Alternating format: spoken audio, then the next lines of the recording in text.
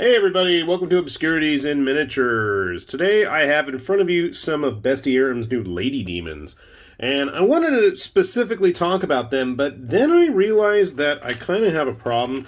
I kind of keep printing Bestiarum miniature models and have not gotten around to talking, I'm not done yet, about any of it.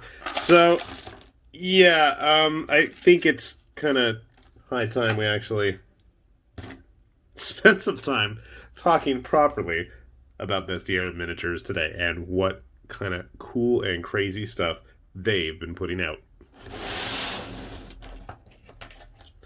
So, I do want to focus first on these lady demons because I'm pretty picky about the lady demons that I let into my household. And what was interesting was that, first of all, these had both censored and uncensored versions. Now, there were quite a lot of lady demons that were released for October on Bestiarum's Patreon page. But I just wanted to grab these because, number one, they were small and easy to fit on the print plate, and number two, the others were just absolutely ridiculously massive, and I don't think I could even get them by the YouTube standards without getting flagged for gratuitous nudity and crotch mouths and breast tongues and teeth and weird things like that. They were just crazy in a good way, and absolutely I do recommend that you guys check them out. So yeah, they've got like all kinds of bondage gear on instead. I know it's a little hard to see at the moment because they're kind of shiny, and despite me changing out my cleaning solution, they still want to have that shine and having a nice ridiculous scrub. They're good size too. Grabbing a creature caster model here. Creature caster one is a little bit larger, and some of my other favorites, the Raging Hero Death Dancers, you can see here they are a little bit larger, but they have just as many limbs, claws, tentacles, spikes, points, mouths, and blades on them that I think they would fit in quite nicely with those. So if you have a very multi-culturally, multi-company demonette troop, I think these would be a great addition to them. Now this one did lose a finger in the process. I'm pretty sure she had a third one right there. What happened to it? I don't know. I'll take a look for it, but I don't have a whole lot of hope. From that same release, we had this fun one. I believe this was called the Siren or something like that.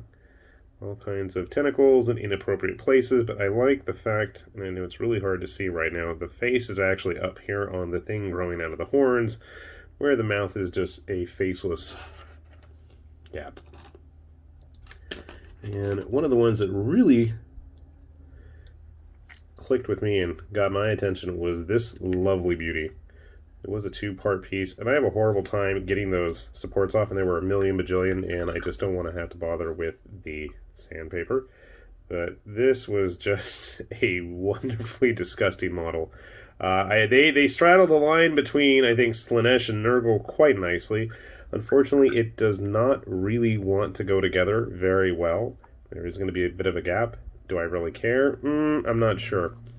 I love the fact that as fat as this is, it's got this tiny little golden face mask, or at least it will be gold by the time I'm done.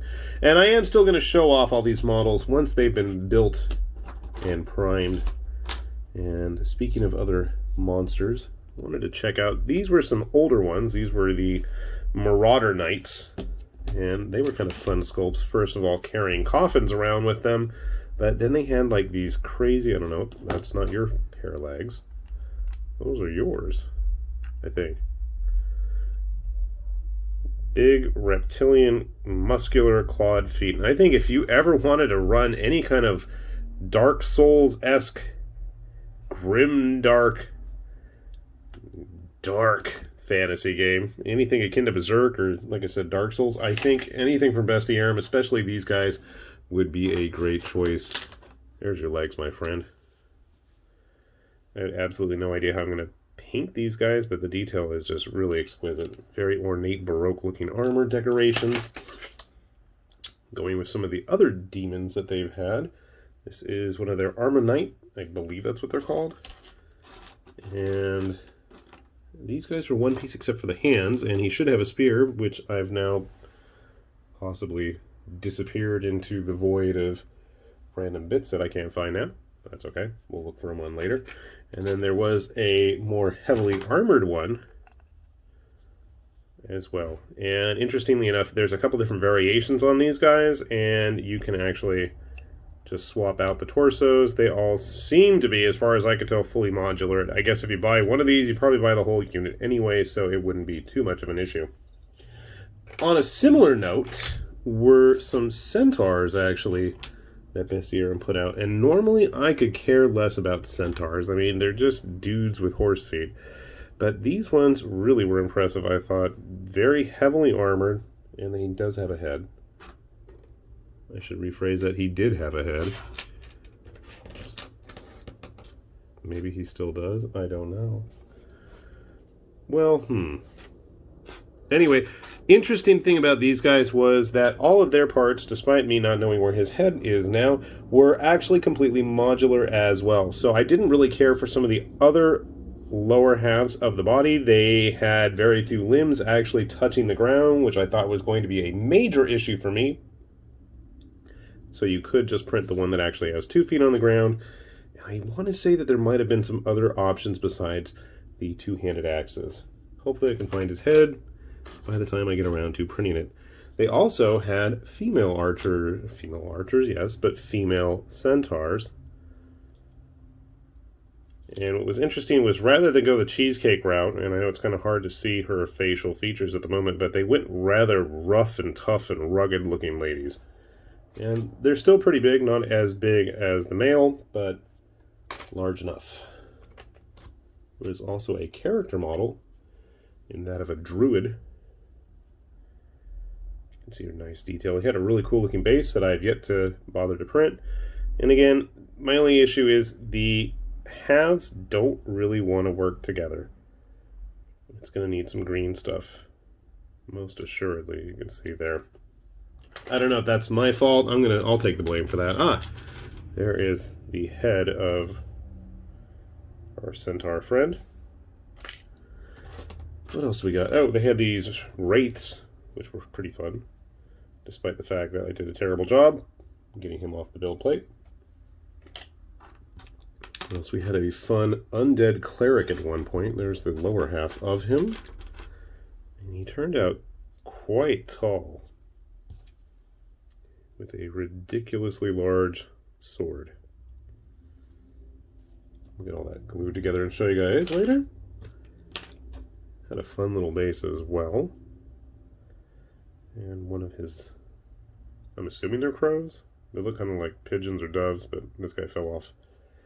Get him glued on there too. And then there's been a ton of big models that Bestiarum's done. I didn't print many of them.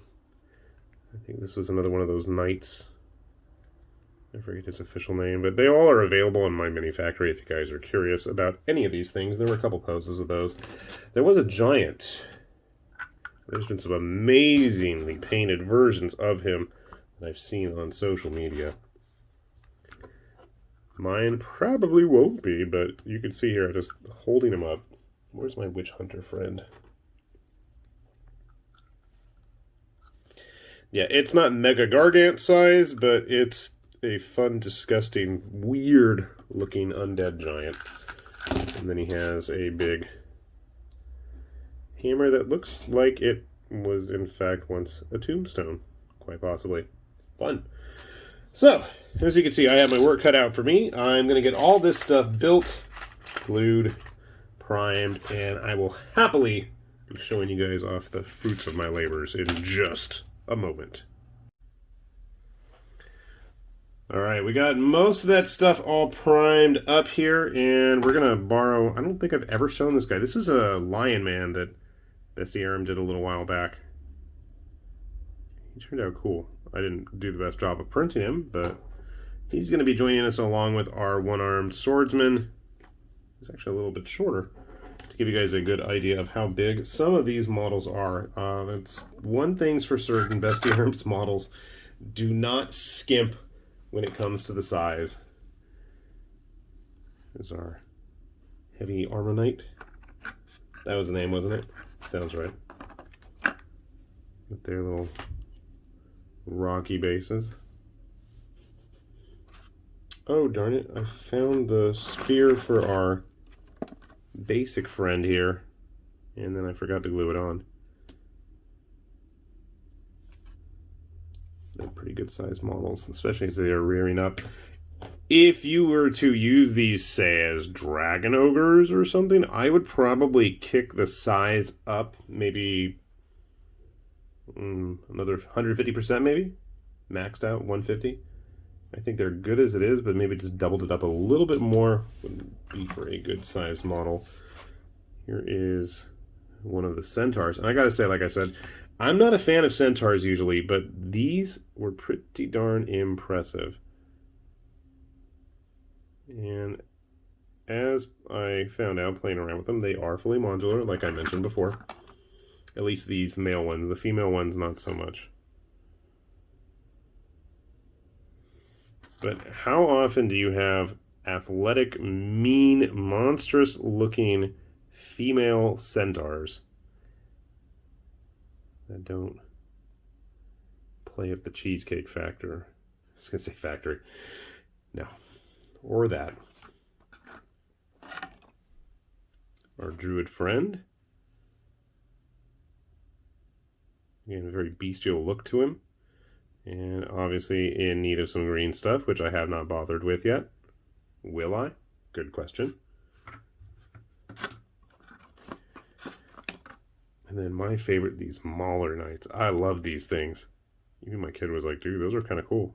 Why do they have dragon legs? Who knows? But they're going to obviously have to be painted up like dragons.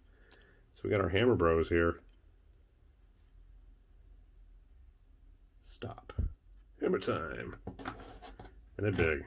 They're really big. They are totally late game Dark Souls encounters. One of the whites from the same release, who I did a horrible job removing those supports on. We'll just chalk that one up to him being dead. That's the reason. Makes sense to me. Some of the other Undead Knights. I don't think they're undead, sorry. Just evil. They're a bit more human size, though.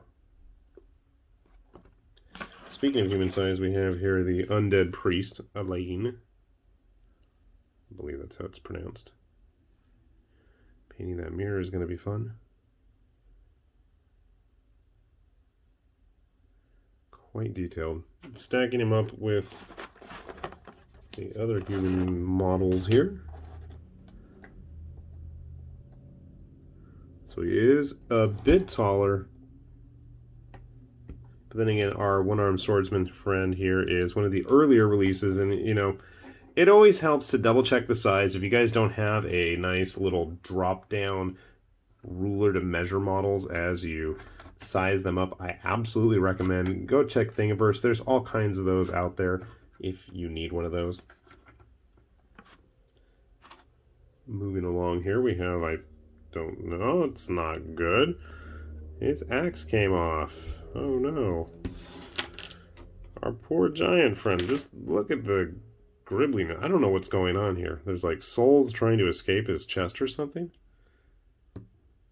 Fun. He's a good sized model though. And then as I just smash everything to the side, went ahead and started priming some of those demon girls up as well. I gotta say though, I am pretty picky when it comes to pleasure demon looking models, and I gotta say these are pretty nice ones. If you are wishing to swell your distasteful ranks of Cenobite style demon ladies, by all means I think you should check these out.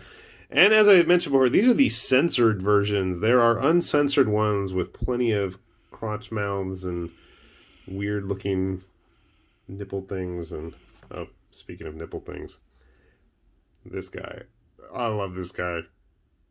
This guy's awesome. The only sad thing is he just didn't really want to fit together. Did I do that? I think I did that. That's not good looking. other than that unseemly gap, which in the end I'm really not going to care about because otherwise I'm going to take forever to get this stuff finished.